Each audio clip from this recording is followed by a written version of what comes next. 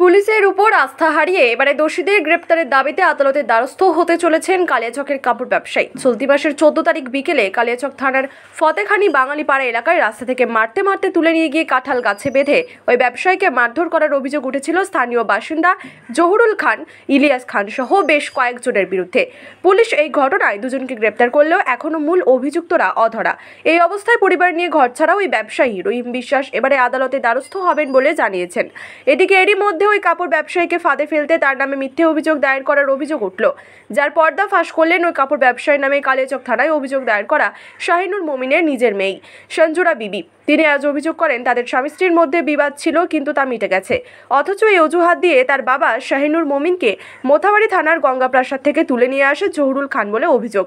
এরপর ওই কাপড় ব্যবসায়ী রহিম বিশ্বাসের নামে আমার বাবাকে দিয়ে মিথ্যে অভিযোগ দায়ের করানো হয়। আমার বাবাকে কোনোভাবেই ওই কাপড় ব্যবসায়ী মারেনি, অথচ অভিযুক্ত জহুরুল খান এবং ইলিয়াস খানদের চাপে আমার বাবা ওই অভিযোগ দায়ের করেছে। আমরা চাই প্রশাসন বিষয়টি নিরপেক্ষভাবে তদন্ত করে দোষীদের উপযুক্ত শাস্তির ব্যবস্থা করুক। এদিকে পুলিশ সূত্রে জানা গেছে দুই পক্ষই আলাদা আলাদা লিখিত অভিযোগ দায়ের করেছে। ঘটনার তদন্ত শুরু হয়েছে। আমাদের স্বামী স্ত্রীর মধ্যে যে ঝগড়াটা হয়েছিল, কাটাকাটি হয়েছিল, সেটা তো মিটে গেছে সেদিনটাই। সেটা রহিমটা ছিল না ওখানে, তাই আমরা সিসি ক্যামেরার মুখে ছিলাম। আর বাবা কখন এসে গুন্ডা যে নিয়ে এসে ভাড়া করেছে তো আমরাও জানি না। তারপর যে মানে জহুরুল যে নিয়ে এসে বাবাকে গঙ্গাপ্রসাদ থেকে নিয়ে এসে অভিযোগ করেছে, তো সে দাদার উপরে যে কেসটা করেছে সেটা আমরাও জানি না। যে আমাদের উপরে অত্যাচার চলছে। রহিম বিশ্বাস, তারপর রবদারদের বাড়ি ছিলাম, ওরা ইলিয়াস ছিল, তারপরে জহুরুল, তারপরে আরো অনেক অনেক লোকগুলো ছিল ওকে যে মারতে মারতে নিয়েছে সেটাও আমরা জানি না। যে পানি চেয়েছে পানিটাও দেয়নি ওকে খেতে, তা আমাকে মারা হুমকি দিচ্ছে এখন। তো বাবা ওই জন্য মিথ্যা মামলা ওই হুমকি দেওয়ার জন্য আমার বাবার উপরে কেস করেছে। না কোনো কিছু ওই ছিল না, দাদা তো ওখানে যে কোনো ছিল না, তো যে তোকে কেন ধরলো? মিথ্যা অপবাদ দিয়েছে ওদের। আমরা চাইছি যে যাকে মানে যে কাকা যে ধরেছে তাকে আমরা মানে করতে চাই। ইলিয়াস, জহুরুল ইলিয়াস আছে। আমরা চাইছি যে ওদের ওদের ওরা সেটা বুঝবে, ওদের 22 সালে কি হয়েছে না হয়েছে আমরা তো জানি না। এখন আমাদের যে মীমাংসা হয়েছে আমরা স্বামী স্ত্রী তো ঠিক আছে, এখন সুখাই আছি। তো আমার বাবাকে এখন ফাঁসাচ্ছে আর আমাকে মারার হুমকি দিচ্ছে যে তোকে মেরে ফেলে দিব। ওর কথা শুনে করেছে বাবা। ওনার মেয়ে যা বললো আপনারা ভিডিওতে দেখতে পাবেন। ওনার মেয়ে নিজে বলছে যে রহিমদা ওই ঘটনার সঙ্গে জড়িত না। জহুরুলের ইলিয়াসরা কি এটা চক্রান্ত করে আমার সঙ্গে পারছে না, 2022 থেকে কিডন্যাপ মামলায় লড়ছে, ওটাকে তুলানোর জন্য বাইপ্রেসার দিয়ে এটা অবধি করতে ছাড়লো না। মিথ্যা মামলা ও 100% যে আমার জুডিশিয়ালের মধ্যে পড়ে না, যাকে আমি চিনি না জানি না, ওকে নিয়ে গিয়ে আমার নামে মিথ্যা মামলা করেছে।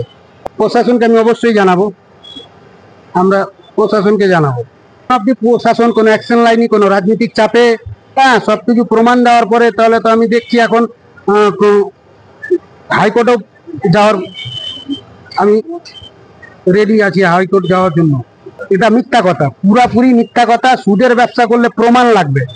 যে লোকটা বলেছে ইলিয়াস খান, ও হচ্ছে এলাকার ফতেখানির কিং সুদ খান, যার নামে একটা হিন্দিকার লোক ছিল। সে মিথ্যা মামলা করেছে, বাড়ি ধারলা। আপনারা গিয়ে প্রশাসনকে দেখতে পারেন তদন্ত করে যে ইলিয়াস খান কত বড় মানি লন্ডারিং কেসে কেস খেয়ে আছে, যেটা সরকারের খাতায় নথিভুক্ত আছে। এখনো মামলা চলছে, বছর খানেকের মধ্যে হলো। এমডি রহিম বিশ্বাস। আর আমি বিজনেস করি, এটা সবাই জানে। মালদা ডিস্ট্রিক্টে যতটা দোকান বলেন সবাই চেনে আমাকে। দীর্ঘ 7 বছর আগে নিখোঁজ হয়ে যাওয়া মানসিক ভারসাম্যহীন যুবকের খোঁজ পেলেন বাংলাদেশের দিনাজপুর জেলে। নিখোঁজ যুবকের নাম গোলাম মোস্তফা ওরফে নয়ন। তার বাড়ি মালদহের হরিশ্চন্দ্রপুর 1 নম্বর ব্লকের মহেন্দ্রপুর গ্রাম পঞ্চায়েতের বাগমারা গ্রামে। যুবকের সন্ধান পেয়ে কান্নায় ভেঙে পড়েছে পরিবারের পরিজন। তবে কিভাবে বাংলাদেশের জেল থেকে ছাড়িয়ে ছেলেকে নিয়ে আসবেন, কোথায় যাবেন, আইনি প্রক্রিয়া কি হয়েছে কিছুই জানেন না। পরিবার সূত্রে জানা গেছে গোলাম মোস্তফা মানসিক ভারসাম্যহীন ছিলেন। তার স্ত্রী ও 6 বছরের এক পুত্র সন্তান রয়েছে। দীর্ঘ 7 বছর আগে হঠাৎ করে বাড়ি থেকে নিখোঁজ হয়ে যান। তার পরিবারের বিভিন্ন জায়গায় খোঁজাখুঁজির চেষ্টা করেও যুবকের সন্ধান পাননি। হরিশ্চন্দ্রপুর থানায় নিখোঁজ ডায়েরি করেন বাবা শেখ আনারুল।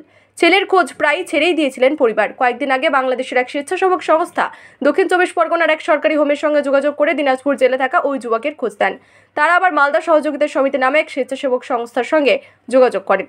যুবকের ছবি ও তথ্য দিয়ে সাহায্য করেন সেই স্বেচ্ছাসেবক সংস্থা। হরিশ্চন্দ্রপুর থানার তুলসীহাটা অঞ্চলের গ্রামীণ পুলিশ সুবীর দাসকে বিষয়টি জানান।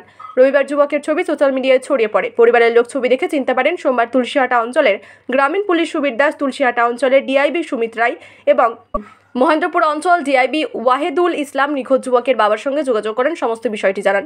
বর্তমানে বাংলাদেশের দিনাজপুর জেলে রয়েছে যুবক, তবে তাকে জেল থেকে মুক্তি করে দেওয়া হয়েছে। যুবককে বাড়ি ফিরিয়ে আনার চেষ্টা চালাচ্ছে মালদহ জেলা প্রশাসন।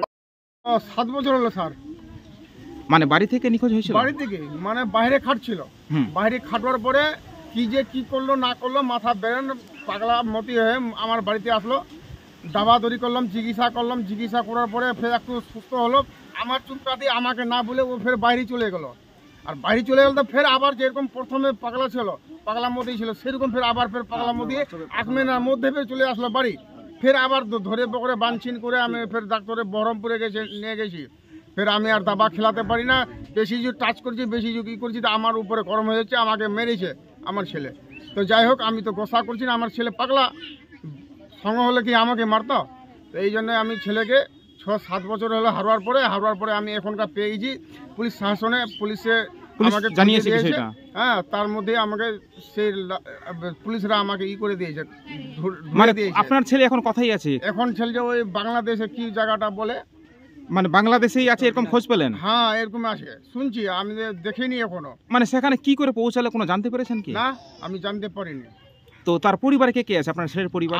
আমার ছেলের বৌমা আছে, একটা ছেলে আছে।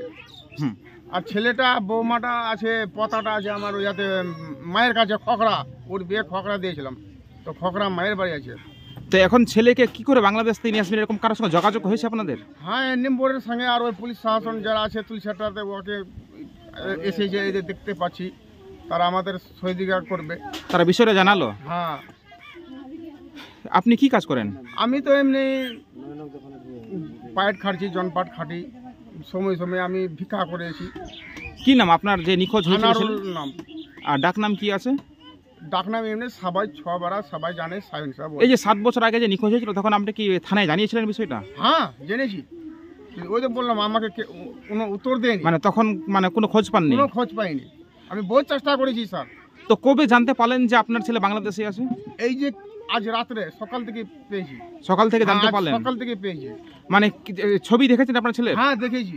চিনতে পারলেন ছেলেকে আপনি? পারলাম, গোলাম মোস্তফা। 7 বছর আগের যা চেহারা, এখনকার চেহারা কি তার মিল আছে কিছু? না, একটু ডিফারেন্ট হয়ে গেছে, আলাদা হয়ে গেছে। আলাদা হয়ে গেছে। কি নাম আপনার? আমার নাম হলো আনারুল। আপনার বাড়ি কোথায়? বাড়ি এই বাগমারা।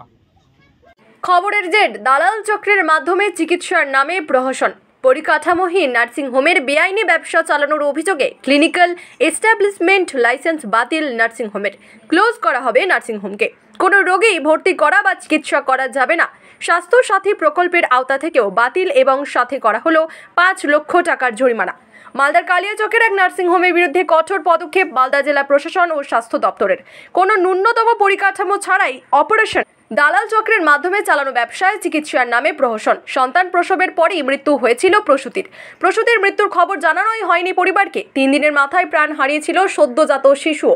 এই ঘটনায় কালিয়াচকের একটি নার্সিংহোমের বিরুদ্ধে গাফিলতির অভিযোগ তুলেছিলেন ঝাড়খণ্ডের বাসিন্দা। ঝাড়খণ্ডের ওই বাসিন্দার অভিযোগের ভিত্তিতে পরদিনই কালিয়াচকের ওই নার্সিংহোমে হানা দেয় ডিস্ট্রিক্ট সার্ভেলেন্স টিম। তদন্তে একাধিক গাফিলতি নজরে আসে ওই প্রতিনিধি দলের সদস্যদের। স্বাস্থ্য সাথী কার্ডে ভর্তি হওয়া রোগীদের নথিপত্রেও একাধিক গড়মিল ধরা পড়ে। ডিস্ট্রিক্ট সার্ভেলেন্স টিমের রিপোর্টের ভিত্তিতে শুনানিতে ডাকা হয় ওই নার্সিংহোম কর্তৃপক্ষকে। অবশেষে ওই নার্সিংহোমকে জরিমানা করে সি লাইসেন্স বাতিল সিদ্ধান্ত নিল জেলা প্রশাসন। নার্সিংহোম কর্তৃপক্ষকে 5 লক্ষ টাকার জরিমানা নির্দেশ দিয়েছেন অতিরিক্ত জেলা শাসক। মালদা থেকে বিশ্বজিৎ মণ্ডলের রিপোর্ট। বলছি, কোথা থেকে এসেছিলাম? আমি ঝাড়খণ্ড থেকে এসেছিলাম। কী করলাম আপনার? তো ঝাড়খণ্ড থেকে এসেছিলাম, এটা সুবিধা হবে বলে, খরচা কম হবে, তার জন্য আমরা এসেছিলাম মালদা হসপিটাল।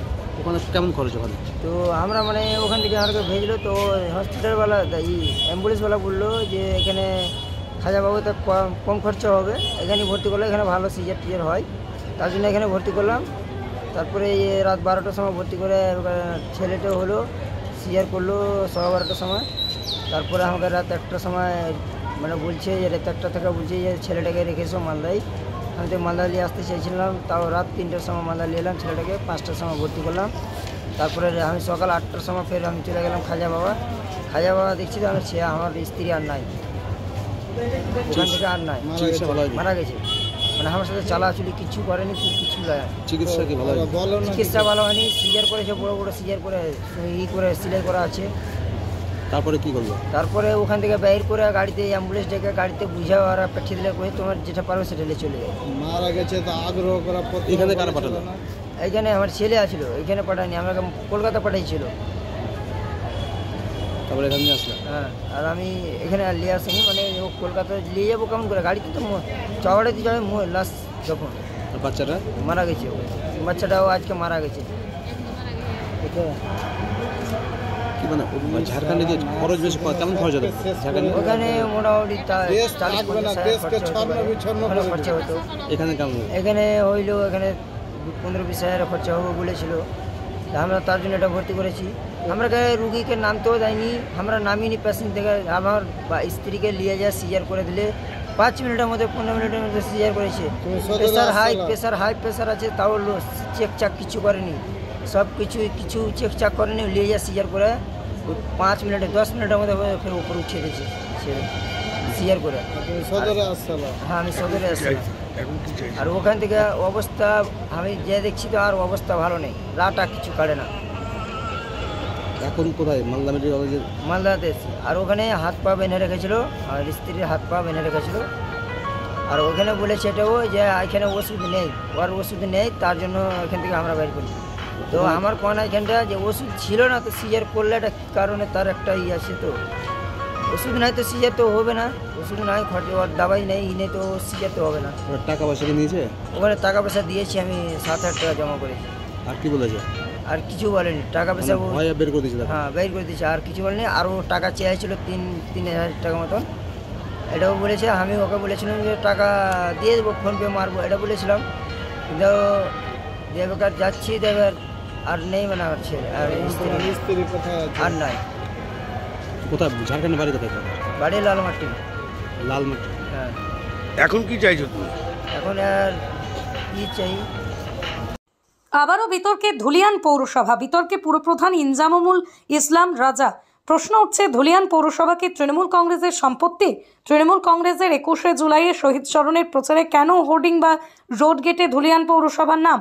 প্রশ্ন উঠছে, চোখে চোখ রেখে প্রশ্ন করছে বিরোধী দলনেতারা, প্রশ্ন তুলছে ধুলিয়ানের আমজনতা।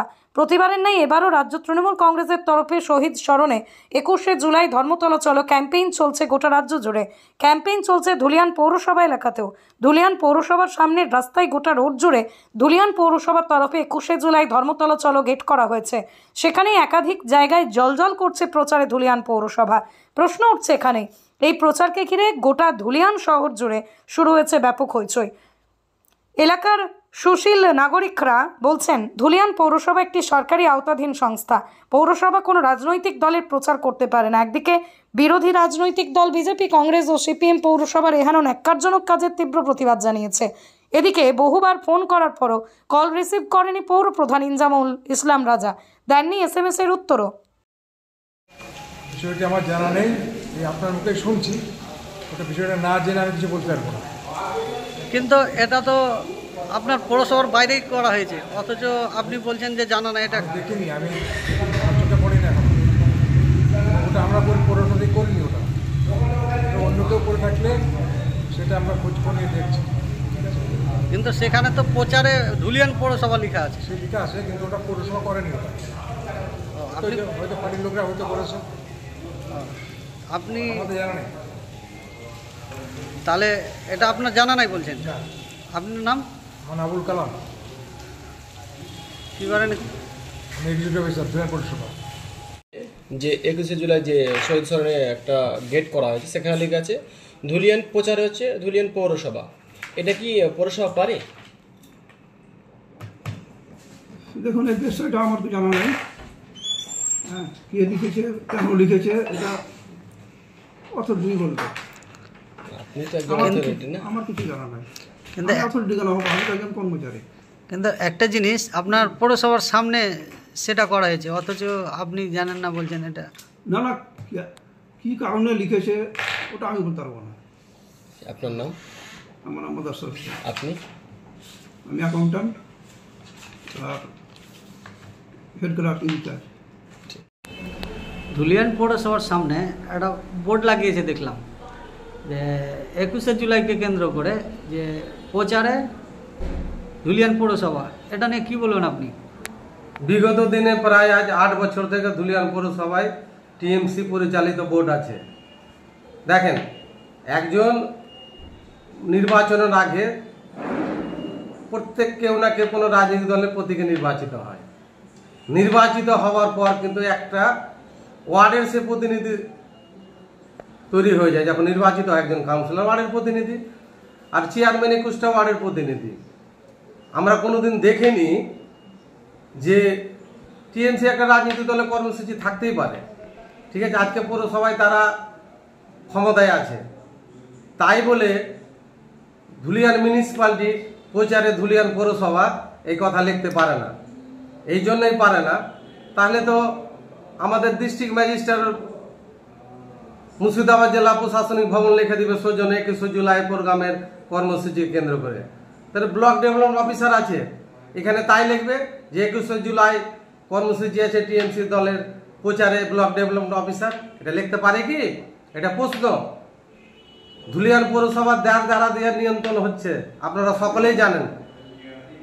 13 লোককে তো পঞ্চায়েত সমিতির ক্ষমতায় আছেন, সে কি লিখতে পারে এইভাবে প্রচারে ধুলিয়ান পৌরসভা 21শে জুলাই যারা কর্মসূচি আছে? এটা লিখতে পারে না। লিখতে এই জন্যই পারে না, তো টিএমসি দলটা আপনারা জানেন। আজকে জঙ্গিপুর পৌরসভা দেখো অনাস্থা পড়ছে তাদের দুর্নীতির জন্য। তারাই অনাস্থা কে দিয়েছে? কোনো কংগ্রেস অনাস্থা দিয়েছে? টিএমসির একটা গোষ্ঠী আর একটা টিএমসির গোষ্ঠীর লোক মিলে অনাস্থা দিয়েছে, তাদের দুর্নীতির জন্য অনাস্থা দিয়েছে চেয়ারম্যানের বিরুদ্ধে। আজকে 3 দিন হলো। ধুলিয়ান পৌরসভায়